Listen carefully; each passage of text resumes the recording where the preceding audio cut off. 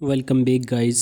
आज की इस वीडियो में हम देखने वाले हैं इज़ वर्सेस हैज़ का इस्तेमाल। इस वीडियो में हमने डिस्कस करने हैं और इनको हमने डिटेल में पढ़ना है। हैज़ हैव का इस्तेमाल, इज़ एम आर का इस्तेमाल हमने इस लेक्चर में देखना है।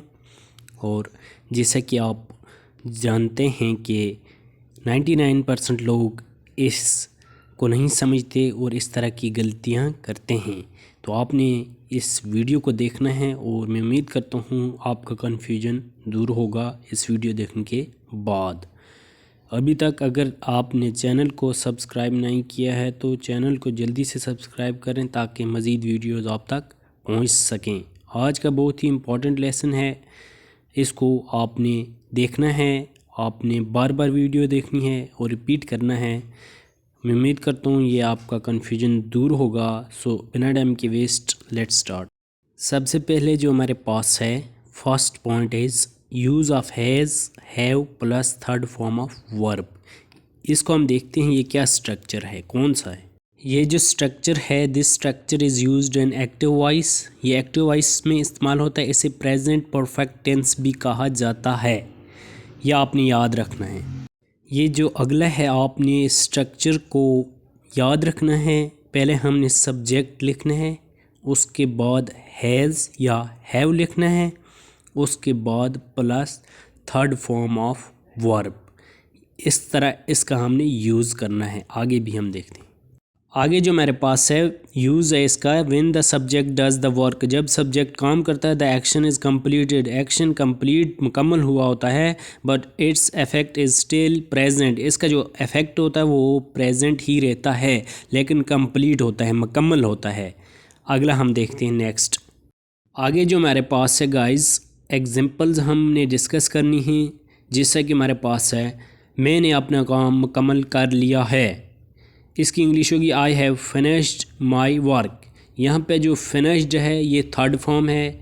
मैंने आपको सबसे पहले ये बताया है कि हैव सब्जेक्ट के बाद have plus third form of verb आपने लगानी है। इसके बाद दूसरी जो एग्जांपल है, इसने कमरा साफ़ कर दिया। शी हैज़ यानी शी सब्जेक्ट है, उसके बाद हैज़ है, उसके बाद क्लीन्ड यानी थर्ड फॉर्म ऑफ वर्ब है the room. She has cleaned the room. यह आपको यहाँ तक उम्मीद है आपको समझ आई होगी। उन्होंने नई गाड़ी ख़रीदी है। इसकी क्या इंग्लिश होगी, they have bought a new car. They subject है, उसके बाद प्लस हमने हैव लगाया, plus third form bought third form है, अ न्यू कार। उम्मीद है आपको समझ आया होगा। फ्रेंड्स, जो हमारे पास अगला है यूज़ ऑफ इज़ एम और plus third form of verb. इस स्ट्रक्चर को हम आगे समझेंगे, आपने वीडियो आखिर तक लाजमी देखनी है। So let's start. This structure is used in passive voice. ये स्ट्रक्चर जो है पैसिव वॉइस में इस्तेमाल हम करते हैं, इज़ एम आर वाला, प्रेजेंट परफेक्ट पैसिव। सो इसको समझते हैं। स्ट्रक्चर जो है इसका आपने याद रखना है, सब्जेक्ट के बाद आपने is am are plus third form of verb लिखनी है। ये स्ट्रक्चर आपने लाजमी याद रखना है। नेक्स्ट जो हमारे पास है इसको हम देखते हैं। नेक्स्ट जो हमारे पास है यूज़ इसका, when the work is more important than who did it. यानी जब वर्क इम्पॉर्टेंट होता है, किससे, कौन करता है, उससे इम्पॉर्टेंट होता है। द डूअर इज़ अननोनिंग और नॉट इम्पॉर्टेंट। वो अननोनिंग होता है और अहम नहीं होता, ये वहाँ पे यूज़ होता है। आगे जो हमारे पास है एग्जांपल्स हैं, इज़ एम आर की जो एग्जांपल्स हैं इनको हमने डिस्कस करना है। फर्स्ट जो हमारे पास है, काम मुकम्मल हो चुका है, the work is finished. The work is finished. यहाँ पे आपने ये पैसिव सेंटेंस है, द वर्क इज़ फिनिश्ड। कमरा साफ़ कर दिया गया है, the room is cleaned. The room is cleaned.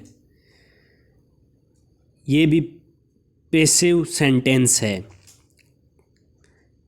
खतूत लिख दिए गए हैं, the letters are written. The letters are written. ये बहुत ही इम्पॉर्टेंट सेंटेंस है और आपको उम्मीद करता हूँ आपको समझ आया होगा। ये जो है ये पैसिव में हमने बनाए हैं ये जो जुमले हैं। उम्मीद है आपको समझ आया होगा। Thank you so much. So guys, thank you so much for passion listening me. Don't forget subscribe my channel for more information. If you are interested, so subscribe my channel for more information.